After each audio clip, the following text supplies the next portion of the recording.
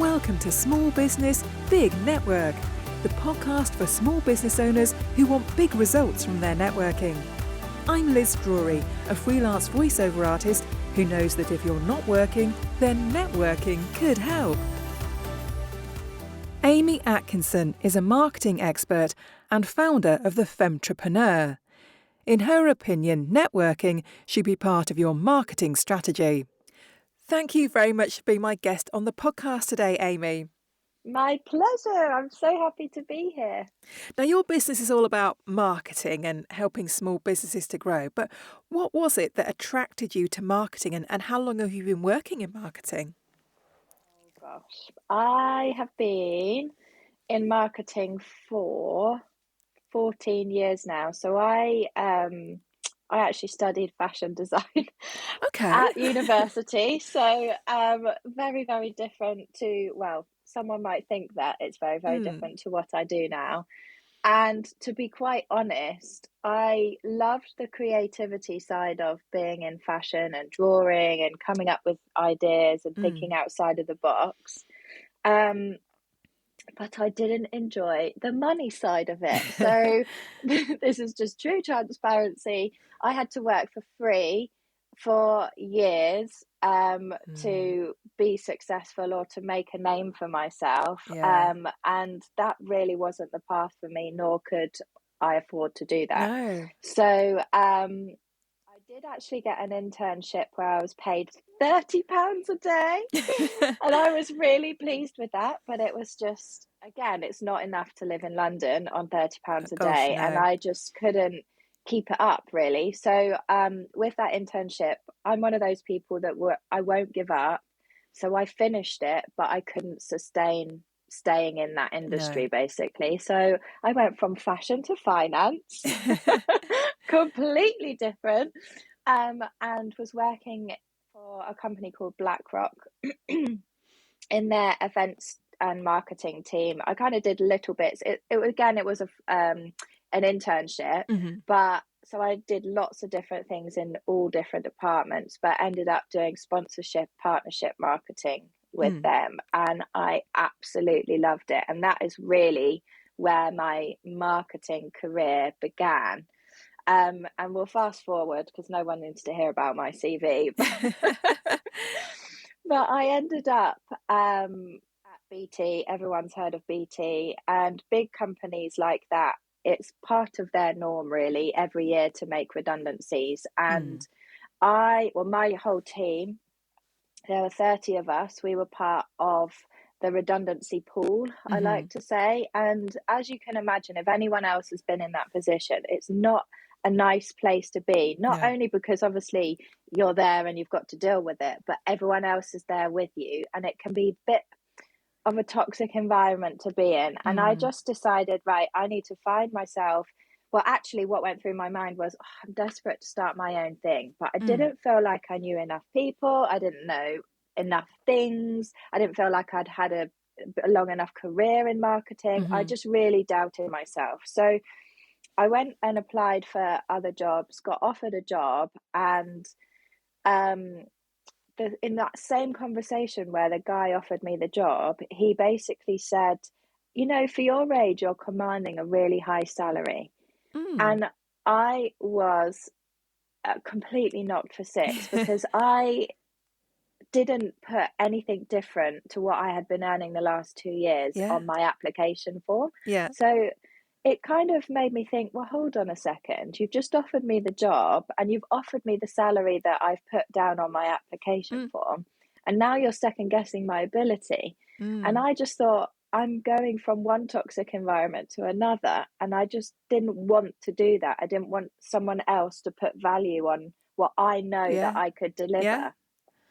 So that's really why my business was born, because I was like, oh no, I can't stand working for anyone else who's going to dictate to me what I can and can't do, really. And the rest is history. And and here I am, 6 years on, post-pandemic, pulled it through the pandemic, and that's how I've ended up in marketing. That's a very long story for you. Yeah, but don't you find though that redundancy often does sort of lead to something new and something good coming out of it.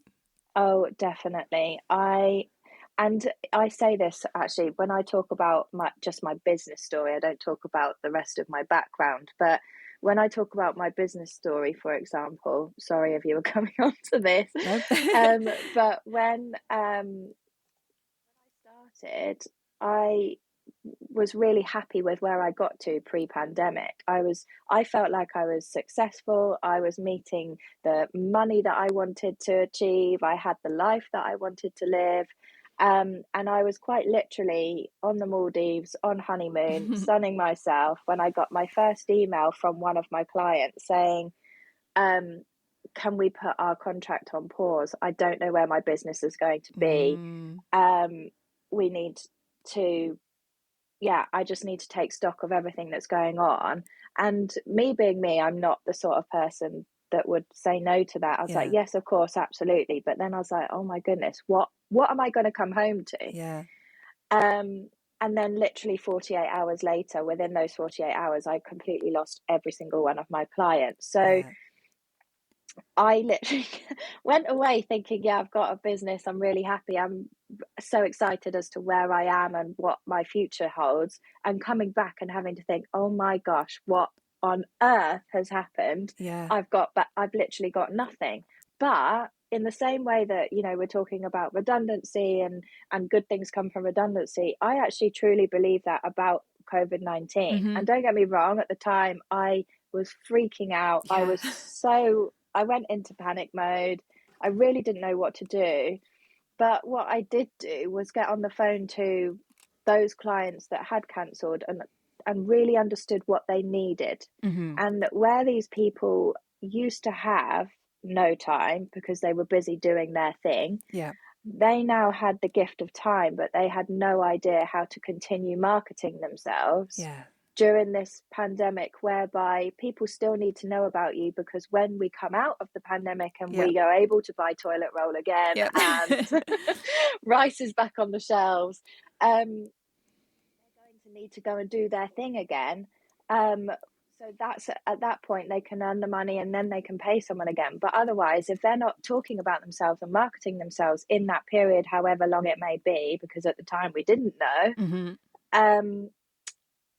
they were going to lose out on business. So that's when the biggest part of my business now is training, coaching, and like guiding people through whatever they need to do.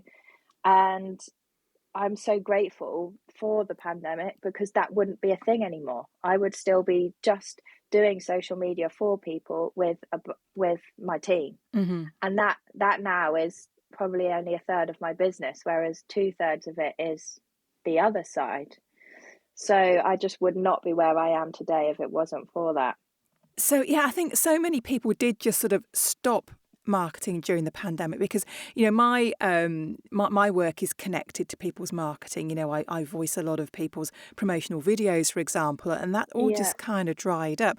Do you think that those companies that sort of completely stopped their marketing made a mistake?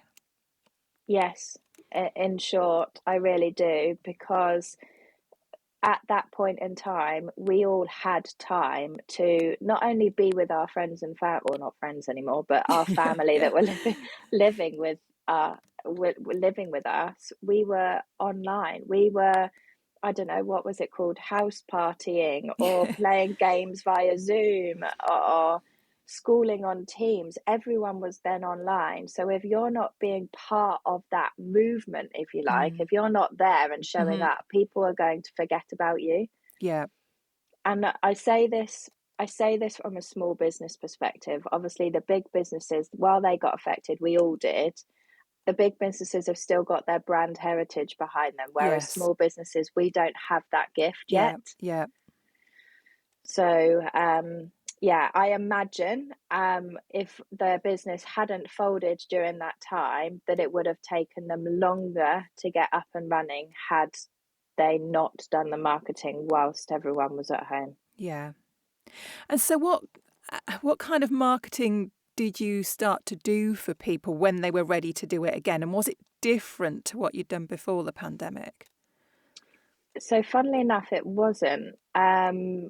Pre-pandemic, I suppose my offering changed, but in terms of what people wanted, it it was no different. For the bigger clients, they still wanted social media management. They still wanted web development and web updates and blogging and email marketing, which is all of what I did before. Mm-hmm. Um, just they needed to get their business up and running. The only thing that had changed, it wasn't the thing, it was more the messaging.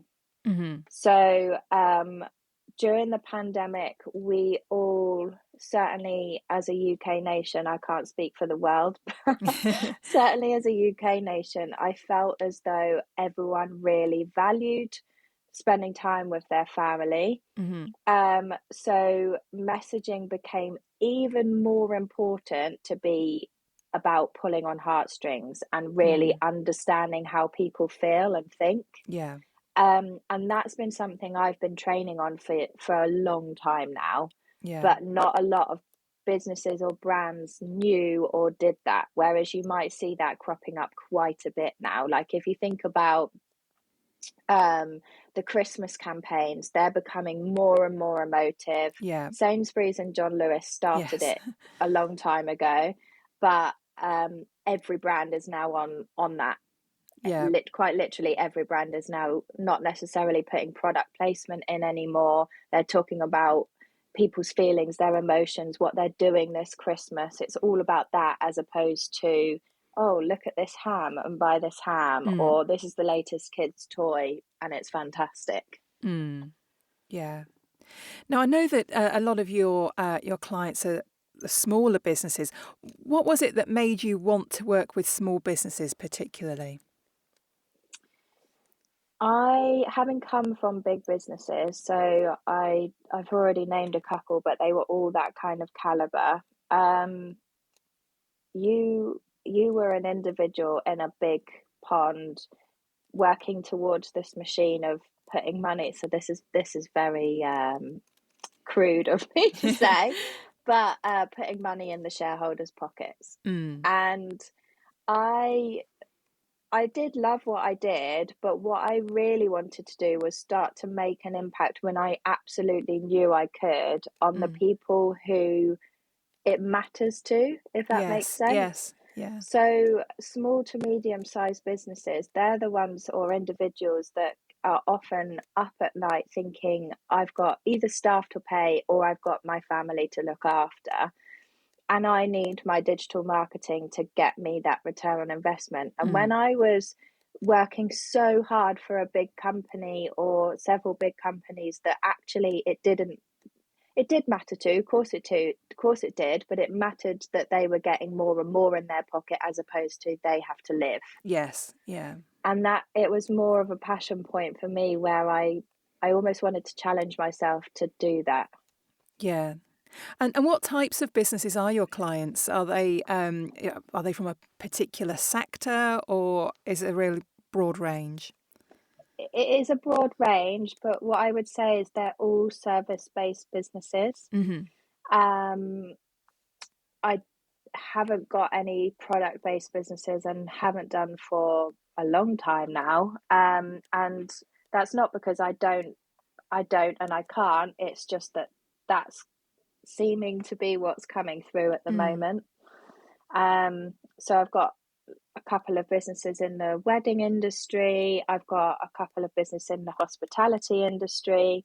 So they're both offering services to individuals. Yeah. Yeah. And tell me about some of your success stories and how your clients have benefited from your services. Yeah, so what I would caveat with all of this stuff is that while this might sound fantastic off the back of one email, for example, there's a lot going on behind the scenes that Mm. works towards this goal. But for example, whenever I send out an email for one of my clients, the minimum amount of money that comes through off the back of that will be £3,000. But there's been many, many times where it's been over £100,000 that have Wow. come in just off the back of that one Yeah. email. Um, So yeah, I'm caveating that because we're obviously posting on social media every day. We're Yes. sending emails out to very targeted segments so that the messaging is so clear to that individual Mm-hmm. that's getting it through. And these are all things that, again, I teach, I train, I coach people, I encourage them to do, but appreciate that for one person to do all of those things, it is very, very difficult. Yes. Not because it's hard, it's just very time consuming. Yes, that's right. As small business owners, we wear a lot of hats, don't we? Absolutely, absolutely. You've got to be an accountant in the morning, a marketeer in the afternoon, as well as whatever it is you do for a living during the day. Yeah. So what form does your training take? Is it online? Is it in person? How does it work? Oh, good question. So at the moment, and this is just purely because this is the way it's been for the last few years, it's always been online. But I have been working behind the scenes, so you're actually the first to know. Behind the scenes on doing a live event in October, which is helping people prepare for 2024 really. So that will be my first live event, and I'm looking at doing those on a more regular basis because I am seeing now, and you're probably seeing too, that actually people want that connection again. They Yes. want to be back in a room with Yeah. people, and I can't wait. I cannot wait. It's going to be great fun. Yeah. So what kind of mistakes do you see small business owners making with their marketing? Yes, one of the biggest mistakes that I see is that when people do show up regularly on social media, and I suppose the first mistake is you don't. The Yes. second mistake is when you do, you then don't actually talk about your offerings or your services. They tend to shy away from it, thinking, oh, I know, I've heard that I need to add value, add value, add value. But then people don't actually know what that next step is. So then you're Mm, finding that you're not seeing the sales come through because people don't really know what they should or could be buying. yes. Um, so that is something I've noticed quite a lot over the past 6 months. And I've got a workshop I'm running later on today, all on that, to really help people understand what it means to start talking about your services in a non-salesy way, because Mm, again, that's moved on. yeah, definitely. So let's have a chat about networking now then. How do you like to use networking for your business?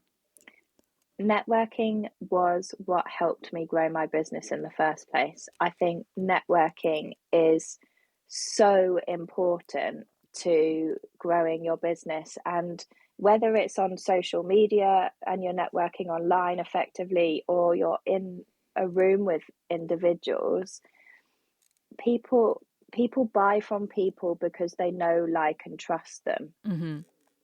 And when you're in a room with somebody and you're able to talk about who you are, what you do, share some knowledge, share some hints and tips, straight away someone's more interested in working with you and buying from you.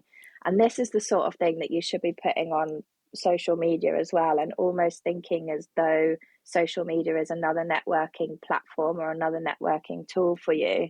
Mm. Um, because you're trying to do the same things. Yeah. So your networking directly relates to your marketing, doesn't it?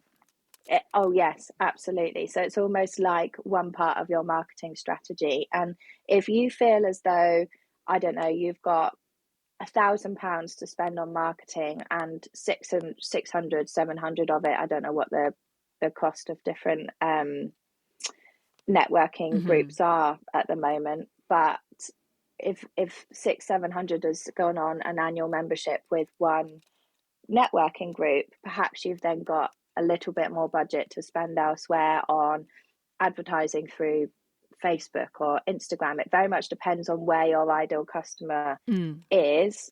But yeah, I would highly encourage people to think about it as part of their marketing strategy. Think about it from a budget point of view as well. Yeah. Was networking something that you did for your employers when you were employed, or is it just something you've done since you've been self-employed? It's something I've only done since being self-employed. And I think that's potentially just the teams that I've worked in. They never really encouraged it or even thought about it. We would network within the business because you've got hundreds of thousands of people that work for the different businesses. And really that was about your career. So it's quite insular in that your career you would network within the company in order to develop your career within that company. Yeah. And I suppose that's a very clever way of them keeping talent. Yes. Whereas they never really encouraged it outside of the company. Yeah. But I found networking really daunting to start with. I was really, really nervous. Yeah. It took me a while to find my tribe. I think that's quite common. I think a lot of people are put off it to start with because they just don't want to walk into that room full of strangers. Yeah. And I can remember my first ever, and this might put people off networking, but please don't let it put people off. But I remember going to my first ever networking meeting, and I was actually, I wasn't a guest of someone. I was not replacing them. I can't think, it was hot seating for them. Is that the right term? Yeah. And one guy who was a business coach came up to me, and I can't remember what he said, but it just really put me off. And I was like, oh God, now I'm even more nervous about doing these ongoing. So, but I mean, it was fine. Like you learn what you need to do and how you need to do it as you keep doing more and more of these things, and growth comes out of your comfort zone, doesn't it? Or moving out of your comfort zone. So yeah, absolutely. So what would you say that you've got from networking? Friendship, loyal customers, sounding boards. I think networking is so important. Whenever I do my training, I actually do some training for another company, all talking about becoming an entrepreneur. And it's actually geared towards teenagers, sort of 15 right up to early 20s, and how they can think about it. And networking is one of the top things that I talk about, because it's not only me getting you in a room with people who might be able to help you in future, but also all of these people are there to support each other. And I love that environment so much. It's such a lovely place to be, where you find the people who you can rely on, you can trust. They give you great ideas. And one thing about running your own business is that it can be so lonely. And when you're thinking about ideas, whether that's for your marketing or not, sometimes you do just need to run it past somebody else to get somebody's thoughts on it. And networking is absolutely key for that. Yeah. Definitely. I definitely agree with you there. So just finally then, Amy, if people want to know more about you or your business, what is the best place for them to find you? The best place for people to find me is on LinkedIn or Instagram. So if they go to the Femtrepreneur on either of those platforms, so it's entrepreneur, but take out the EN and add in FEM, then you'll find me there. And my website is www.thefemtrepreneur.com. Lovely. Well, thank you very much for being my guest, Amy, and the best of luck with your training courses and your business.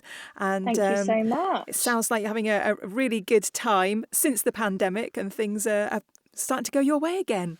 Yay, it's very exciting. Thank you so much for having me. It's been great to chat to you. Thanks for listening to Small Business, Big Network. If you found this podcast useful, please do rate, review and subscribe. And don't forget to share it with the rest of your network too.